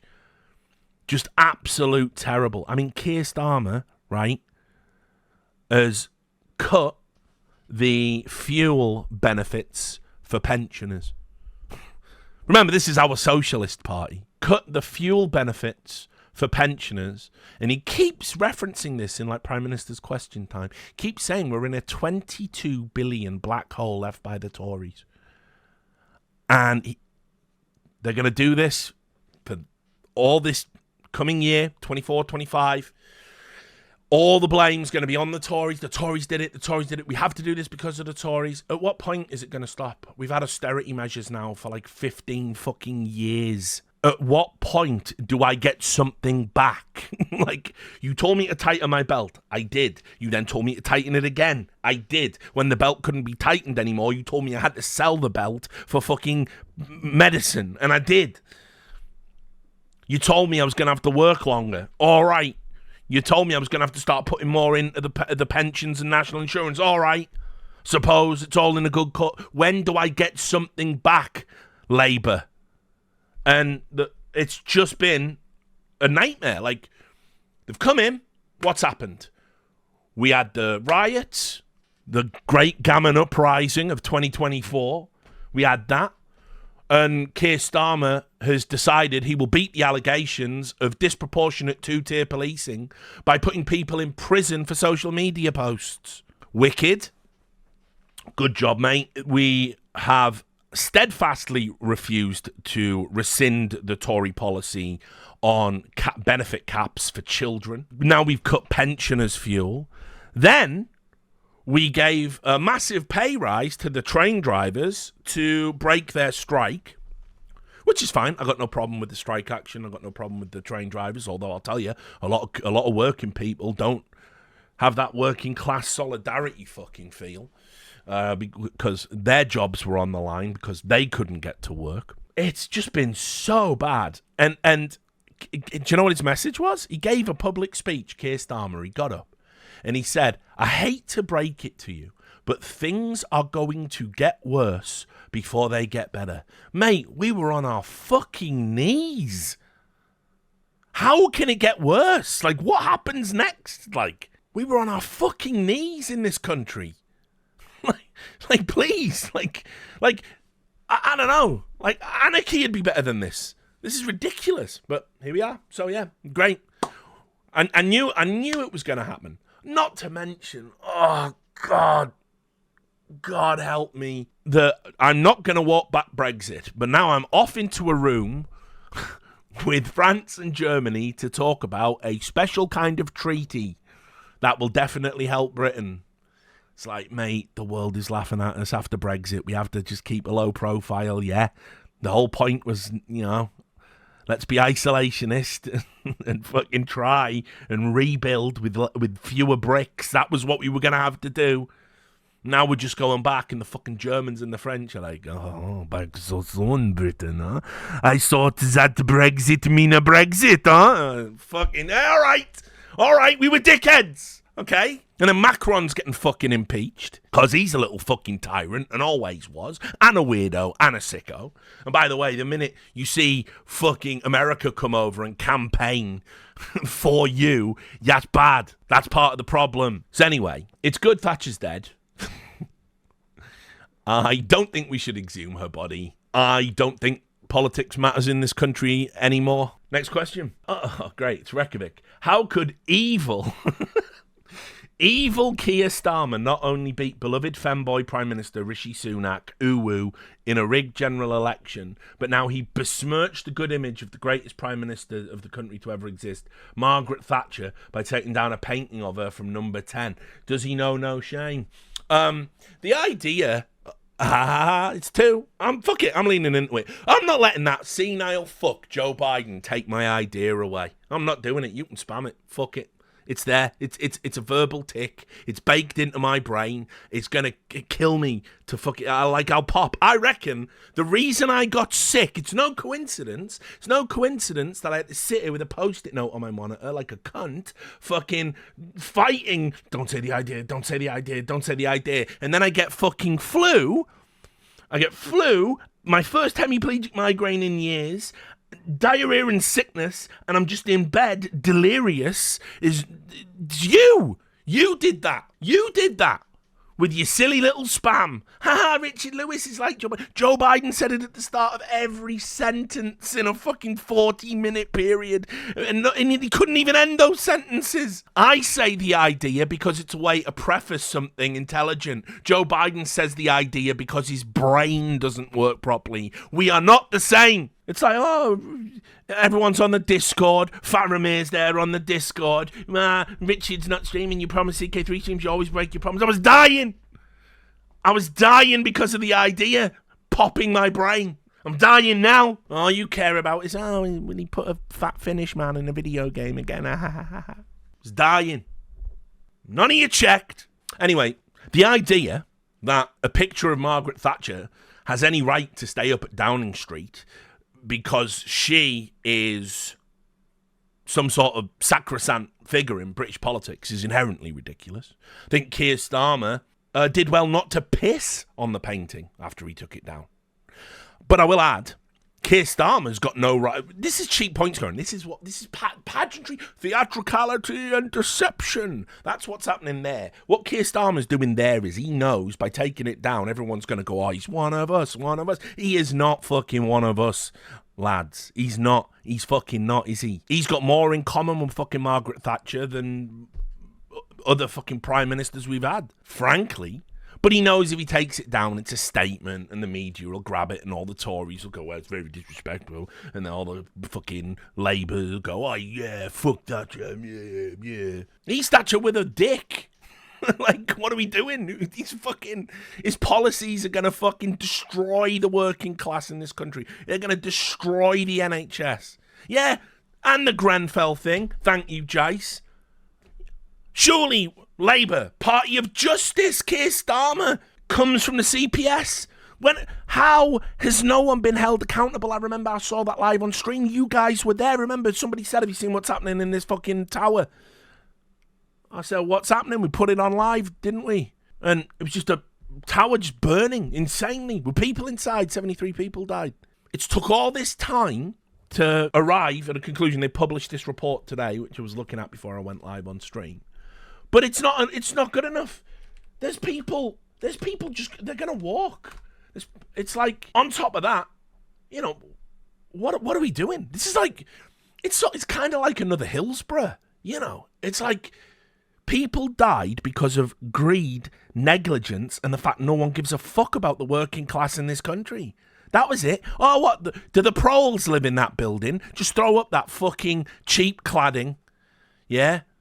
Oh, they're on. Oh, bloody hell, it's on fire, and we knew it was fucking flammable, and we knew this was a risk, and now 73 people are dead. Well, don't worry. We didn't lose anyone important. Just working class scum. I guess my windows don't get cleaned this weekend, right? That was the fucking attitude. Same with Hillsborough. It's just football fans. They're all animals. Years of fucking Thatcher putting that into people's brains. And so we publish false stories about them to help, take the pressure off the police who were responsible. Took all this fucking time. Just people that were culpable for that got to die of old age instead of dying in the fucking prison cells they should have been rotting in. And it's going the same way with Grenfell. Like, you gotta fucking lock some people up for that. Yeah, and the post office scandal. For those who don't know about that, postmasters. There was a calculation error in accounting software that was rolled out and mandatory by the post office, and people who were running post offices, postmasters, they were reporting like, where's this money at? And they're going, well, you've stolen it. You've committed an act of fraud. And they're going, I can assure you I haven't. They did an investigation. They locked those people up, and they knew. They put people in prison for years for fraud, and they knew their software was bunk, and they tried to cover it up. I don't think people look at Britain like it's some sort of like bastion of like, oh, you've got one of the greatest justice systems in the world. You've got like socialist healthcare, you've got all this great stuff. Modern Britain is a fucking disgrace. We make some banana republics look good. We've had just an erosion of civil liberties in this country that would make you sick to your stomach if you wrote them all down. We have got working class communities have never been more divided, and yet the working class are the most demonized by the fucking establishment people, and yet they've been sticking it up our ass for fucking decades. It's crazy. It's crazy. It is crazy what is happening in Britain. And Keir Starmer represents a continuation of that. So he can take down a picture of Thatcher, but we've been living with Thatcher. We're still living with her shit now. We never fixed any of it. And he isn't a femboy. Exactly, Reykjavik. He's not even a femboy. We had a femboy prime minister. What a regression. But to get serious for a moment, it's been quite a serious stream, hasn't it? I guess, look, you spend 2 weeks in bed only getting up to fucking shit or puke and occasionally drink water. I guess you do get a bit, into your own mind. I called this last year, and I said far-right backlash is coming because when times get hard for the working class, that is the playground for fascism. That is where the far-right operate. They love it. They love it when the working class are hungry because suddenly all of those arguments about how it's the immigrants' fault, about how if we only had a more totalitarian, authoritarian regime and you would have some respect and status within it, that's when those arguments start sounding real fucking good. The far right comes round your house in the 90s when the economy is strong and they say, hey, do you want to come and, smear dog shit on a immigrant's house? You go, no, why would I do that? Don't even dislike them. Look, I've got all this money, got my mortgage sorted. I'm staring at early retirement, me. I don't feel racist at all, actually. When you're fucking starving hungry and they knock on the door and they go, look, the immigrants are to blame for that, by the way. And you go, well, someone is. And I guess I can't overthrow my own government. So, next best thing, we'll just foment racist hatred against people that you've got more in common with. It's mental. It just doesn't even make logistical sense. But these governments will not take the complaints and queries of working class people seriously. They won't listen. They won't move the football. They won't advance our shit. They keep telling you have to have less and less because we need to do more and more. Meanwhile, they get rich. Their mates get rich. The special interests that put them in power, they get rich. They get to expand. They get the bailouts. The banks get the bailouts. They get the pandemic money. You get nothing. You get less. And you get told less is in your future, that it's going to get worse. And then somebody comes around and they go, listen, we fucking hate the political class. They're liberals. They're lefties. And they will always put the values and needs of immigrants over you. And you're a citizen and you're domestic. Let's fucking do it. Let's vote them out. Now, obviously, you're going to be under a fucking jackboot, same as everybody else, if you ever vote in a party. History shows us that. It wasn't that Nazi-era Germany to use the go-to example for everyone on the internet. Those people weren't living in a utopia. Their own people were brutalised by the Nazi party. So, you vote against your own interests, but it's a seductive lie, and it's happening all over Europe. East Germany, now, like, their actual far-right party, where, if memory serves me correctly, but don't quote me on this, but I'm pretty sure the leader of that party used a slogan from Nazi Germany, an actual Hitlerian slogan, in his campaign literature and said he didn't know. You're from East Germany. You definitely know, right? And people are voting for him and treating these people like they are serious options, and they are not fucking serious options.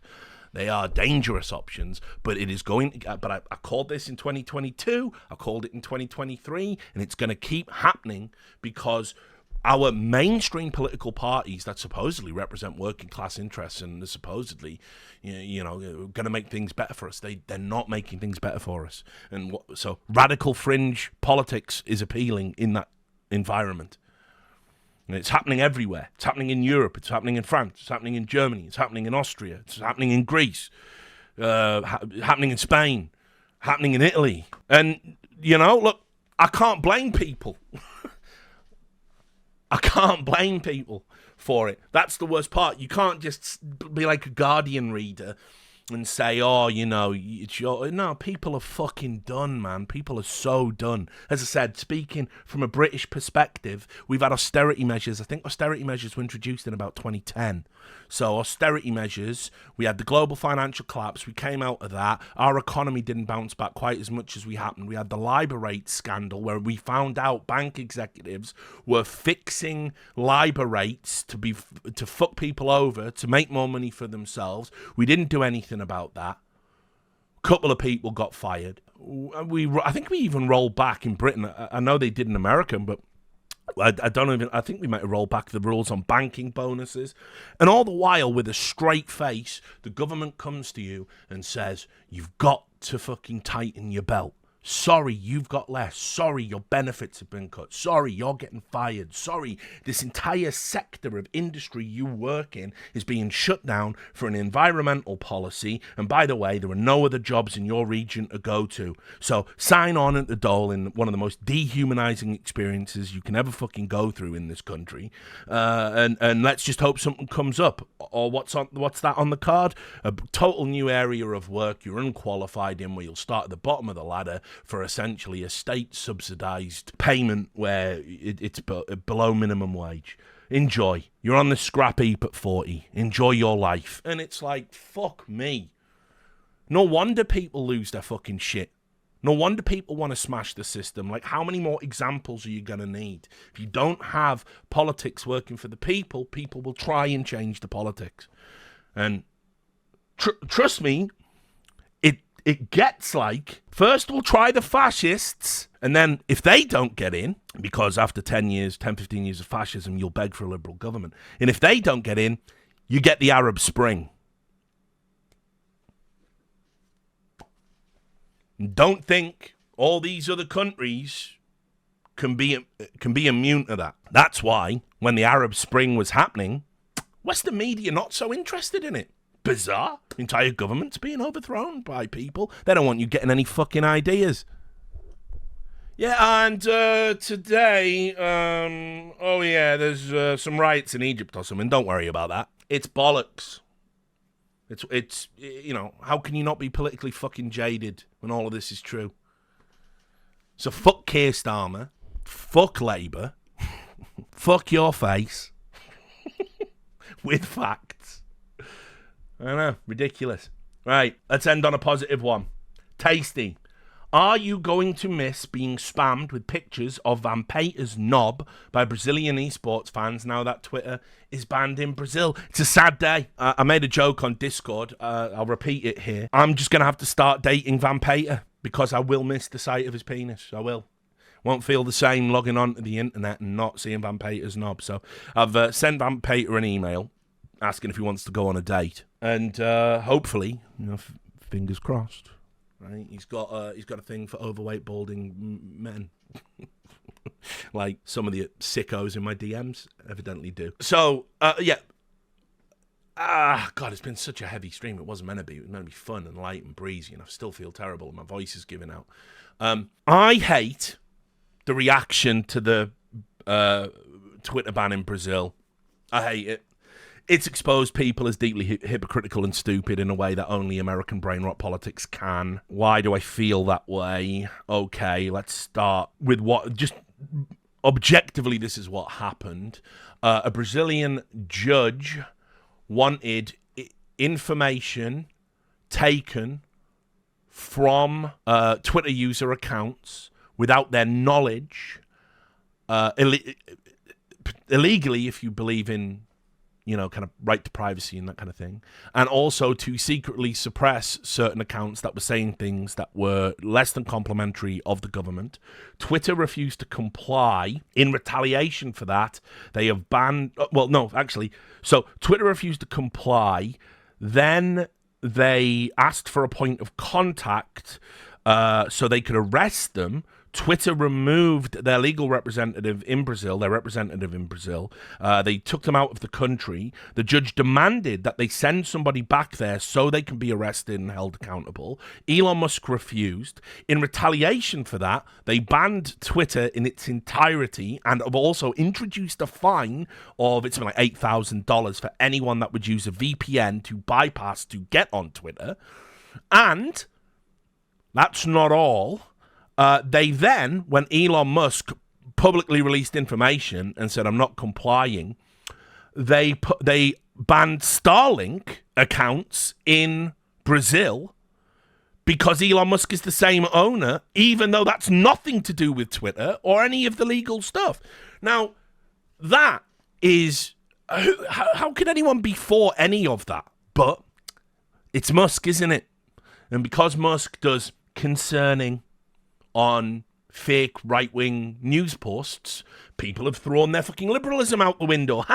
Yes, it's based to ban Elon Musk in Brazil. I hope he gets extradited. I hope he gets arrested. I hope he goes to prison. There was a fucking columnist in The Guardian, the liberal paper of record in Britain. In the fucking Guardian, a columnist wrote an article saying that governments of the world must threaten to extradite and arrest Elon Musk over the things he posts because he is fomenting right-wing hatred and circulating hate speech. It's like, this is like Trump derangement syndrome all over again. It is a special interest group, which is the Democrat Party and their acolytes in the media that do their bidding and publish state media that would make career in China blush. They lost Twitter the moment he bought it. They used to be able to back channel. They were spying on people with it. They could remove anything. People were getting banned for telling journalists to learn the code. If you made a joke about what fucking, date the election would happen on or anything like this, or, posted satire that was less than complimentary of Democrats, you got banned. Your account got banned. That was just all objective truth. Maybe you think that's reasonable. Maybe you don't. Maybe you don't care. But when they lost it, because Musk bought it, ever since then, there has been this authoritarian push to get it back by any means necessary. And so we've started, it's already been talked about, where it's like they wanted a social media czar. They wanted like a government internet czar who herself was a peddler of disinformation. She was going to dictate what you could and couldn't say on Twitter. And they wanted to have this like almost like a branch of the intelligence community kind of operating within Twitter. When they lost that, now they've started threatening Musk. They say they're going to look into his financials. They're going to look into all of his financials. I've got some really fucking dark thoughts on this, which I don't know if it's brainwash in and of itself, but I'm super worried about, these fucking people in space that they've got to get back. And it was going to be Boeing, and then they said they couldn't do it. And so now it's going to be SpaceX. I don't know. I wouldn't do it. I wouldn't do it. That feels like a trap, sir, because let's say hypothetically that rocket fails to bring them back. I think that's a predicate to investigate, arrest, frame, whatever you want to call it, fit up Elon Musk. I wouldn't touch it with a 10-foot pole. I would not be facilitating anything to do with the American government whatsoever if I was him. That he's been explicitly threatened by it. And he's a dickhead. He is a dickhead. It's pathetic, actually, that one of the wealthiest men in the world, one of the most influential men in the world, posts fucking either... He's got two types of post, hasn't he? He's either got a shit meme, a shit joke, or just something that's objectively a lie from a right-wing account called like Invasion Europe or something. And they're the only two fucking posts he makes. It's sad he's not better. But... To go after him in this way because he's not doing the bidding of the government, that feels fucked up. And people are saying that Brazil are in the right in this. There's no way, there's no conceivable argument. So, yeah, as the man himself would say, I think it is concerning what's going on in Brazil, and I hate the fact that so many fucking liberals, that if, say, for instance, Donald Trump was doing this, or Israel was doing this, they would go fucking psycho. They would go full Chris Akabusi. They would lose their minds over it. I want you to imagine a world where the Israeli government censors Twitter because Elon Musk wouldn't hand over details of Hamas operatives. And then banned his secondary business that was nothing to do... The fucking internet would melt. It would melt. And the same people that are going, pretty based, fuck Elon, fuck Twitter, Twitter's a Russian disinformation platform. All those people would be queuing up to talk about how Israel was fucking evil for doing that. So I just don't know. This is the problem with brain rot politics. This is the problem with it. It's the one rule. And the one rule is always when our side does it, it's okay. That's it. That's all you need to know. But it's not difficult to negotiate the world of the internet. What you do is you pick a side And whatever they do is good, and whatever the other side does is bad. That's it. That's all you have to do. It's all you have to do to be popular on the internet. It's all you have to do to get views, clicks, money, influence. That's it. That's all you have to do. But you must never waver or deviate. You must always dogmatically think. If you do not do that, if you don't stick to the dogma, well, let's just say your karma will run over your dogma, as the old joke goes. If you ever deviate, if you ever think about anything like just one thing, that's where you stray from the orthodoxy, well, that's that. You will be destroyed, and the people doing the kicking, the people doing the brutalizing, it ain't the enemy. It's your old friends, it's your old buddies. That's how it works. That's the world that we built. That is the digital landscape condensed to its simplest essence. You're either in. But if you're in for life. You can never be out. And you've got to obey all of the rules, all of the time, and repeat over and over again how the rules are good. The rules are good and must never be changed. And the enemy never has a point. It's been going this way. I'm kind of trying to think when it really started to get going that way, culturally speaking. I think something happened post-Occupy Wall Street, I want to say. Round about then, something strange started happening to discourse. It wasn't about... I think Occupy Wall Street shook so many special interests to the core. Yeah, maybe 9/11 too. Maybe. You're right. But I think Occupy Wall Street was different from my perspective. Because what ended up happening after Occupy Wall Street was, instead of it being the very clear, like, we the people, you the special interests, all of a sudden, special interests and the people were all kind of aligned. It's kind of like the early birth of populism. We just didn't call it that then. It's like this weird cozying up where almost every institution got captured by American, I don't want to say intelligence assets, but extensions of the American government. The civil liberty erosion after 9/11, which I've talked about a lot, it was the single biggest loss of civil rights in America and civil liberties in America, in my lifetime. What got written into law, having the NSA turned into a spying operation, the right of the president to be able to declare anyone a combatant in the war on terror and therefore rendition them, the legalizing and codifying of torture as an interrogation technique. It's shocking. It is shocking. But then the discourse around those things was still pure. You could still, you could go into internet spaces and say things without it being called disinformation, misinformation, hate speech. You could still correctly identify, who was fucking pushing back against your freedoms and civil liberties. Feels like you can't do that anymore now. You've got to pick a team, and you're on that team for life. Vote blue no matter who. I'd rather be dead. I'll always vote red. And it's really, it's just become so oppressive, and it's everywhere. And it breaks everyone's brains. It breaks everyone's brains. As I said, change the word Brazil to the word Israel, and everyone that is praising Brazil would flip their opinion 180, 100%, 100%. It's not even, there's no question in my mind about it. And that's how you know it's bullshit. Because something's either wrong, and it's wrong for everyone, or it isn't.